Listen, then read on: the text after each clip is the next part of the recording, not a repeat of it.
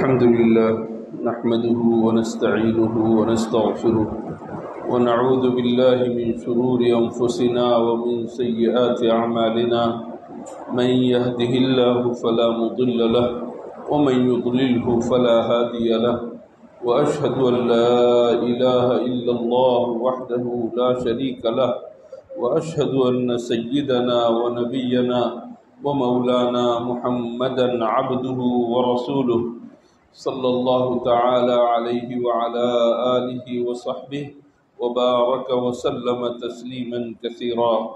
أما بعد، فعن أبي هريرة رضي الله عنه عن رسول الله صلى الله عليه وسلم: إن العبد إذا أخطأ خطيئة نكتت في قلبه نكتة سوداء فإذا هو نزع واستغفر صقلت فإن عاد زيد فيها حتى تعلو قلبه فهو الران الذي ذكر الله تعالى: كلا بل ران على قلوبهم ما كانوا يكسبون.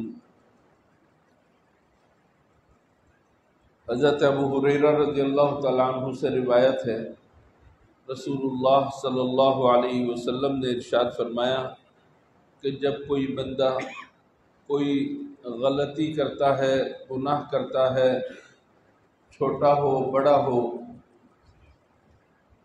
تو اس کے دل میں ایک داغ لگ جاتا ہے، سیاہ داغ لگ جاتا ہے. اگر وہ بندہ گناہ چھوڑ دے اور اللہ سے معافی مانگ لے تو دل صاف ہو جاتا ہے اور وہ داغ ختم ہو جاتا ہے. اور اگر دوبارہ وہ گناہ کرے اس پر اضافہ ہو جاتا ہے، یہاں تک کہ اضافہ ہوتے ہوتے اس کے پورے دل کے اوپر داغ ہی داغ ہو جاتے ہیں اور یہ داغ غالب آ جاتے ہیں اس کے پورے شیشے سے جیسے دل پر. یہی وہ زنگ ہے جس کا ذکر اللہ جل شانہ نے فرمایا قرآن کریم میں: کلا بل ران علی قلوبہم ما کانوا یکسبون.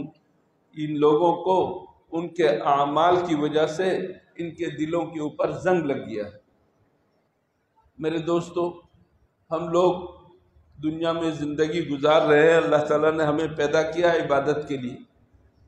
وما خلقت الجن والانس الا لیعبدون.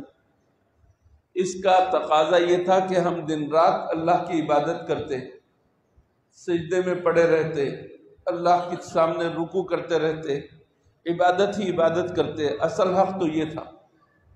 اللہ تعالیٰ نے مہربانی فرمائی کہ ہمیں اجازت دی کہ ہم اپنے دنیاوی مشاغل کے اندر بھی مشغول ہو سکتے ہیں، دنیاوی مشغلوں کو بھی دیکھ سکتے ہیں، جائز کام بھی کر سکتے ہیں. اس کا یہ مطلب نہیں ہے کہ ہم اللہ تعالیٰ سے غافل ہو جائیں اور پھر اللہ کی نافرمانی کرنے لگیں.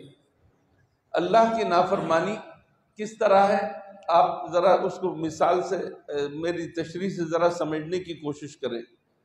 دیکھیے، دنیا میں جتنے بھی کام ہیں یا تو آپ کے لیے مفید ہے یا مضر ہے، یا تو آپ کے لیے فائدہ مند ہے، دین کا فائدہ ہو جائے یا دنیا کا فائدہ ہو جائے، فائدہ مند ہے، اور یا آپ کے لیے مضر ہے، نقصان دہ ہے، اور یا فائدہ بھی نہیں ہے نقصان بھی نہیں ہے، جائز ہے. کرو تو کرو، نہ کرو تو نہ کرو، کوئی پوچھنے والا نہیں. یہ تین قسم کی چیزیں ہوتی ہیں ہمارے ساتھ.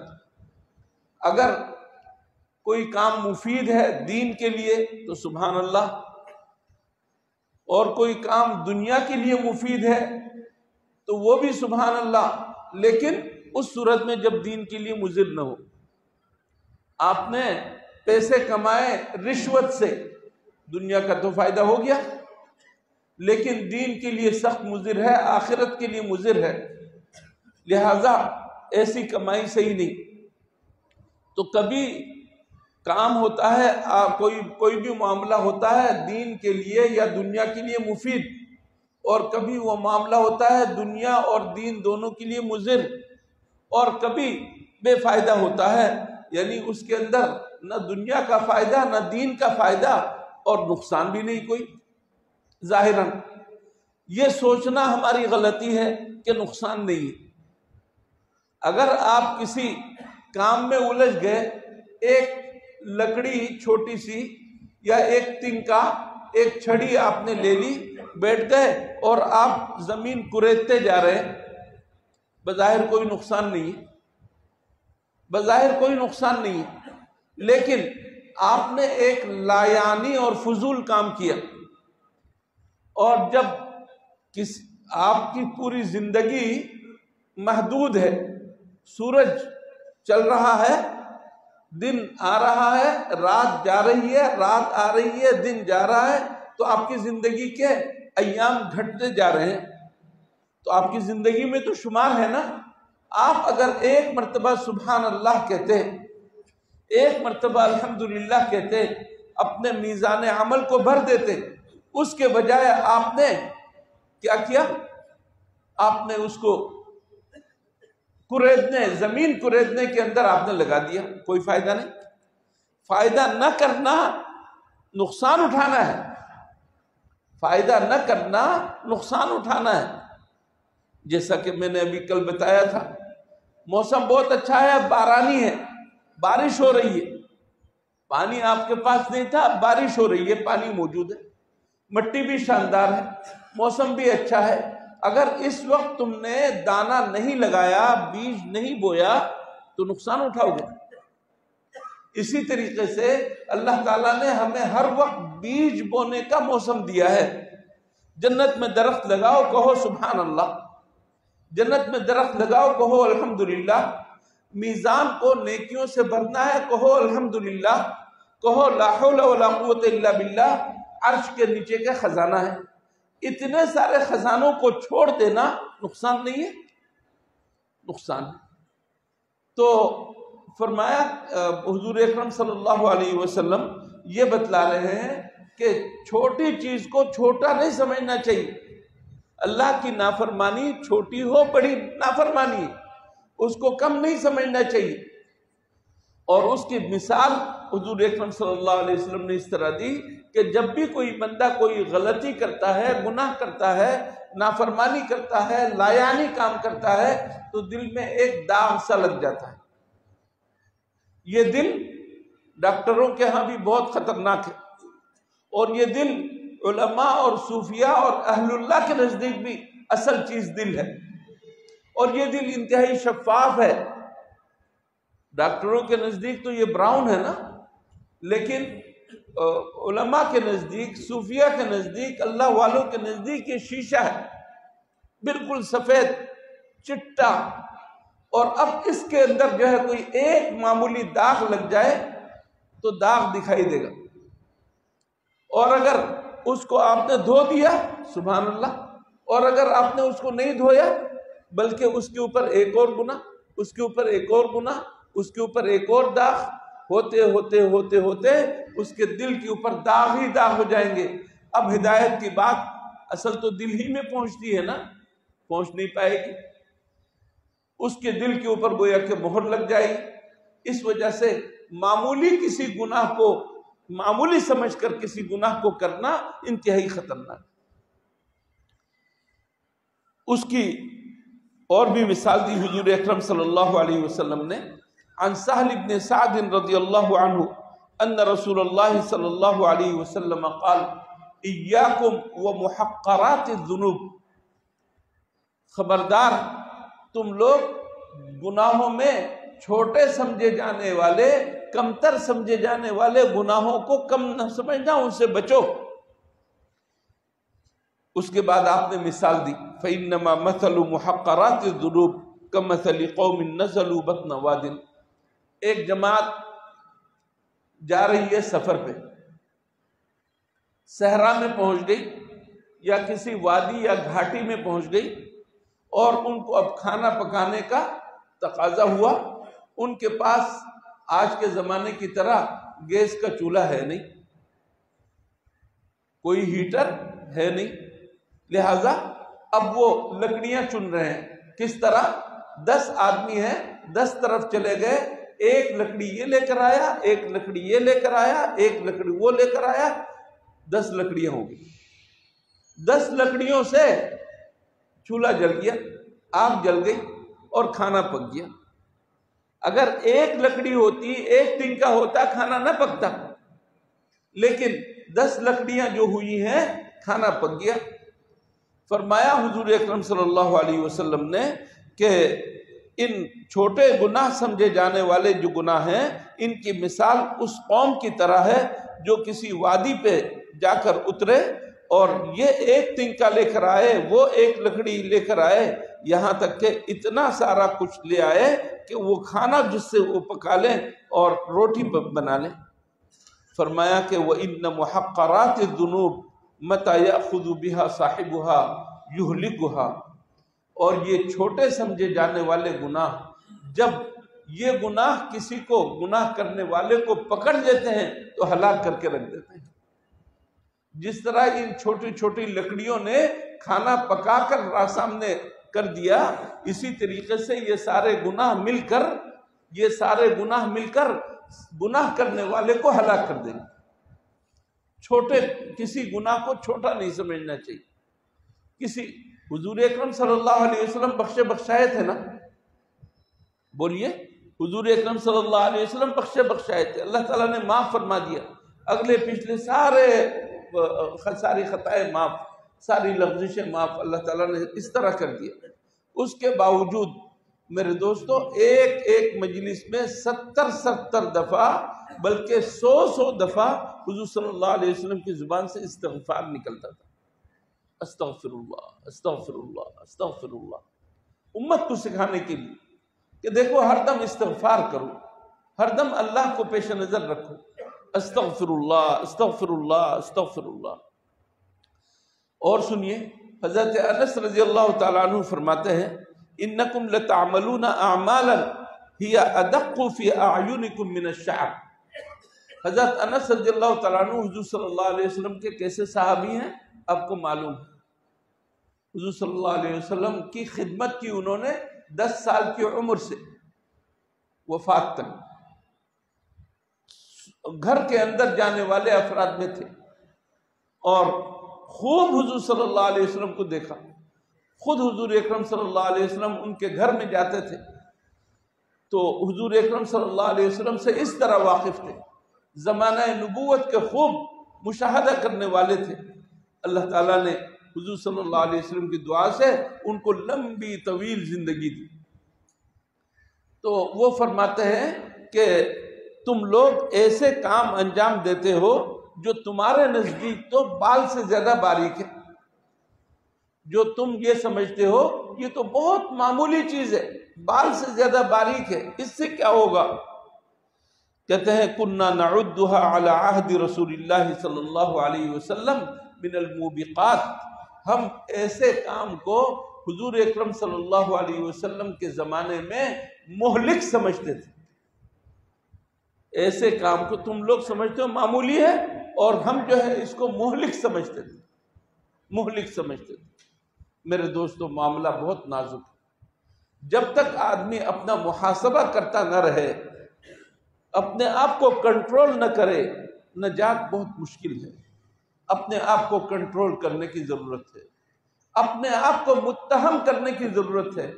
آج تو ہم اپنے آپ کو بزرگ بنانے کی فکر میں ہے نا۔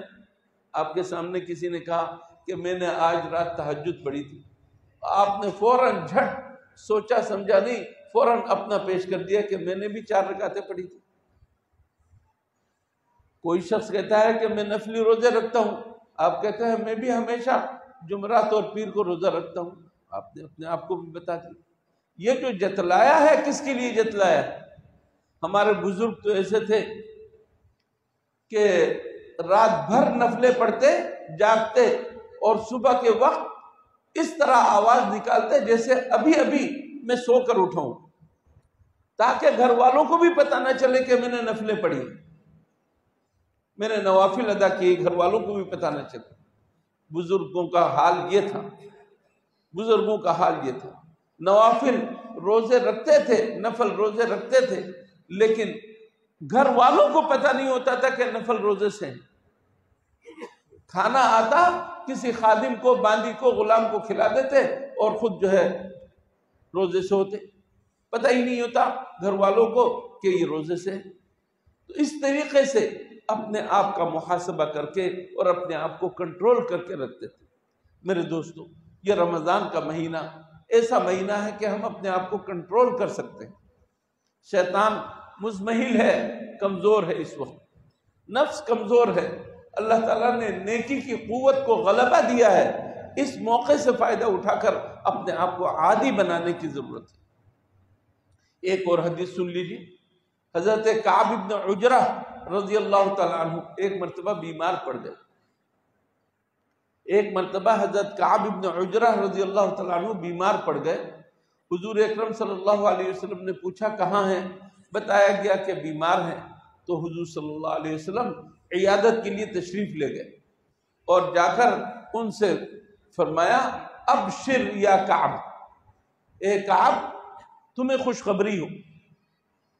مطلب یہ بتانا ہے کہ بیماری یہ گناہوں کی بخشش کا ذریعہ ہے، یہ بیماری جو ہے اللہ کے ہاں درجے کی بلندی کا ذریعہ ہے۔ اس وجہ سے آپ نے صرف اتنا جملہ فرمایا ابشر یا کعب، اے کعب تمہیں خوشخبری۔ یہ سنتے ہی حضرت کعب بن عجرہ کی والدہ بول اٹھی ہنیئا لک الجنہ یا کعب، جنت تمہیں مل گئی کعب، جنت تمہیں جزم کے ساتھ پکے انداز سے، جیسے قسم میں کوئی پکا انداز ہوتا ہے، قسم کھا کر کوئی کہے، تو ماں نے کیا کہہ دیا اپنے بیٹے کے بارے میں؟ ہنیئا لک الجنۃ یا کعب، اے کعب تمہیں جنت مبارک ہو۔ حضور اکرم صلی اللہ علیہ وسلم نے فوراً پوچھا من هذه المتعلیہ علی اللہ، یہ کون عورت ہے جو اللہ کے اوپر قسم کھا رہی ہے اور پورے یقین اور جزم کے ساتھ کہہ رہی ہے کہ تمہارے لیے جنت ہے؟ حضرت کعب بن عجرہ نے عرض کیا یا رسول اللہ یہ میری والدہ ہیں۔ تو حضور اکرم صلی اللہ علیہ وسلم نے ان کی والدہ کو خطاب کر کے فرمایا وما یدریکی یا ام کعب، اے کعب کی ماں تمہیں کیا معلوم، لعل کعبا قال ما لا یعنیہ، کعب نے معلوم نہیں کیسے کیسے کام کیے، ہو سکتا ہے کوئی ایسا کام کیا ہو جو فضول اور بے فائدہ ہو، جو فضول اور بے فائدہ ہو، او منع ما لا یغنیہ، یا کعب سے کسی نے کوئی چیز مانگی اور وہ اگر دے دیتے تو کوئی نقصان نہیں ہوتا، لیکن انہوں نے اس وقت نہیں دی وہ چیز کسی کو، یہ بھی گناہ ہے۔ بے فائدہ کام میں مشغول ہونا یہ بھی گناہ ہے۔ یہ جو روزے بہلانے کے لیے لوڈو پر لوڈو کھیلتے رہتے ہیں، تاش پر تاش کھیلتے رہتے ہیں، کہتے ہیں روزے بہلا رہے ہیں، روزے بھی اب بہلائے جانے لگے۔ کیا یہ آپ اس کے اندر جوا نہیں کھیلتے، لایانی کام تو کر رہے ہیں، فضول کام تو کر رہے ہیں۔ حضور اکرم صلی اللہ علیہ وسلم فرما رہے ہیں کہ یہ چھوٹی چھوٹی چیزیں بھی جنت میں جانے سے مانع ہے۔ جب ان کی والدہ نے کہا تمہارے لیے جنت کی خوشخبری آ گئی، تو حضور اکرم صلی اللہ علیہ وسلم فرما رہے ہیں کہ نہیں اے ام کعب، تمہیں نہیں معلوم، ہو سکتا ہے کعب سے کوئی لایانی کام سرزد ہوا ہو، لایانی بات سرزد ہوئی ہو، فضول اور بے فائدہ بات نکلی ہو، یا کوئی ایسی چیز انہوں نے روک رکھی ہو جو ان کو روکنے کا کوئی فائدہ نہیں اور کسی کی ضرورت پوری ہو جاتی۔ یہ معمولی معمولی چیزیں سمجھی جاتی ہیں میرے دوست۔ حضرت مولانا مفتی محمد شفیع صاحب رحمۃ اللہ علیہ سے آپ سبھی واقف ہیں، مفتی اعظم پاکستان ہمارے رہے، حضرت مولانا مفتی رفیع عثمانی صاحب رحمۃ اللہ علیہ کے والد، مفتی محمد تقی عثمانی صاحب دامت برکاتہم کے والد، اللہ تعالیٰ نے ان سے جو کام لیا، خدمت لی، اللہ ان کے درجات بلند فرمائے۔ انہوں نے ایک چھوٹا سا رسالہ لکھا ہے، چھوٹا سا، بالکل چھوٹا سا رسالہ ہے، جس کا نام ہے گناہ بے لذت۔ گناہ بے لذت یعنی کچھ لوگ ہم میں ایسے ہیں، کچھ لوگ کیا ہم میں سے اکثریت ایسے ہیں کہ بلا وجہ گناہ کر بیٹھتے ہیں، کوئی فائدہ نہیں اس میں، دھڑ سے گناہ کر بیٹھتے ہیں۔ انہوں نے ان گناہوں کی پوری لسٹ ذکر کی، کبیرہ گناہ کیا کیا ہے، صغیرہ گناہ کیا کیا ہے، اور کبیرہ ہو یا صغیرہ دھڑلنے سے جو گناہ ہم کرتے ہیں ایسے گناہ کیا کیا ہے، ان کی بڑی لمبی لسٹ لکھی۔ پڑھے لکھے جتنے بھی حضرات ہیں میں گزارش کروں گا یہ ایک رسالہ ضرور لے لیں اور لے کر جو ہے اس کو پڑھ لیں نہیں پڑھتے رہیں تاکہ ہم گناہوں سے بچ سکیں۔ بہت آسانی کے ساتھ جن گناہوں کے اندر ہم مبتلا ہوتے ہیں ان میں ایک تو لایانی کام کرنا ہے، دوسرا دھڑلے سے کسی کا مذاق اڑا دیتے ہیں، بغیر سوچے سمجھے فوراً مذاق اڑا دیتے ہیں۔ کوئی کپڑا صحیح نہیں پہن کر آیا کہ اس کے کپڑے میچ نہیں ہو رہے، اس کے اوپر مذاق کہ دیکھو اس کا کرتا کیسا ہے اور اس کی شلوار کیسی ہے۔ اور یہ چیزیں عورتوں کے اندر بہت زیادہ ہے کہ اس نے اس کپڑے کے اوپر اس طرح کا لیس کیسے لگا لیا۔ کس طریقے سے عورتیں مذاق اڑاتی ہیں اور سمجھتی ہیں کہ نہیں کچھ نہیں ہوگا۔ انتہائی خطرناک ہے مذاق اڑانا، عیب جوئی اور نکتہ چینی۔ یہ تو ہم اپنا مادر پدر آزادی کا حق سمجھتے ہیں کہ کسی کا بھی کوئی عیب نکال دیں، اور اسی طریقے سے چھپ کر باتیں سننا، ٹوہ میں لگنا، جاسوسی کرنا، اسی طرح کسی کو جلہا کہہ کر، کسی کو قصائی کہہ کر، اور کسی کو پیشے کی وجہ سے، نسل کی وجہ سے کمہار کا مذاق اڑا دیا، دھوبی کا مذاق اڑا دیا، لوہار کا مذاق اڑا دیا۔ مختلف نسل کی وجہ سے، پیشوں کی وجہ سے ایک دوسرے کا مذاق اڑانا، اس طرح لعنت بھیجنا، اس قدر آسانی کے ساتھ تیروں پر لعنت، سنا جانور کے اوپر لعنت، اس کے اوپر لعنت انتہائی خطرناک اور بڑا گناہ کبیرہ ہے۔ لعنت کرنا، چغلخوری کرنا، ایک کے پاس جا کر آئے اور اس کے خلاف دوسری کے ساتھ اور کہہ کر آئے، اس طریقے سے آپس میں لڑا دیا، دل خراب کر دیا، برے الفاظ سے ذکر کرنا۔ نام اللہ اس کا بہت اچھا ہے، عبداللہ، عبدالرحمن، اور اس کو کہہ رہے ہیں ڈنڈا، اور اس کو کہتے ہیں لگڑا، اس کو کچھ اور نام دے کر پکارتے ہیں۔ تو اس طریقے سے ناموں کے اندر برے الفاظ ذکر کرنا، علماء کی بے ادبی کرنا، اللہ کے اولیاء کی بے ادبی کرنا۔ اس پورے زمین پر اللہ کے اولیاء کون ہیں؟ حضرات علماء ہیں، اللہ والے ہیں، ان علماء کی بے ادبی کرنا یہ بھی جو ہے بہت بڑا گناہ ہے۔ راستہ کرتے ہوئے راستے کی صفائی کا خیال نہ رکھنا، گھروں کے سامنے لوگ نکلتے ہیں وہاں پر صفائی کا خیال نہ کرنا، دھڑلنے سے آپ نے پچکاری مار دی۔ آج کل تو پانی نہیں، پتہ نہیں گٹکا، ماوا اور دنیا بھر کی جو ہے دنیا بھر کی ساری غلاظتیں ہم جو ہے استعمال کرتے ہیں اور پھر اس کے بعد جو ہے رنگین کرتے چلے جاتے ہیں۔ سرکاری عمارت ہو، کونے کونے میں جو ہے پچکاریاں، اور نجی عمارتیں ہوں پرائیویٹ، وہاں پر بھی ایسے ہی، وہ تو وہ، اور جو ہے کیا کہتے ہیں راستے خراب۔ اسی طریقے سے راستے میں رکاوٹیں ڈالنا، قراتے ڈال کر، کھوٹے، ابھی روڈ بنا کر گئے ہیں اور فوراً جو ہے آپ نے کھوٹے ڈال کر آپ نے روڈ کو اکھیڑ دیا۔ یہ سب کا حق غصب کیا۔ یہ ایسے گناہ ہیں، ایسے بہت سارے گناہ ہیں جن کے بارے میں حضرت مفتی صاحب نے ذکر کیا ہے۔ اللہ تعالی ہم سب کو ان تمام گناہوں سے بچنے کی توفیق عطا فرمائے۔ میرے دوستو، اللہ کی نافرمانی چاہے چھوٹی لگے آپ کو، بڑی لگے، کبھی بھی اس کو کمتر نہیں سمجھنا چاہیے۔ ایک چھوٹی سی چنگاری پورے علاقے کو جھلسانے کے لیے اور ختم کرنے کے لیے کافی ہوتی ہے۔ چھوٹی سی چنگاری، گناہ سے بچنے کی ضرورت ہے۔ اللہ تعالی ہم سب کو توفیق عطا فرمائے۔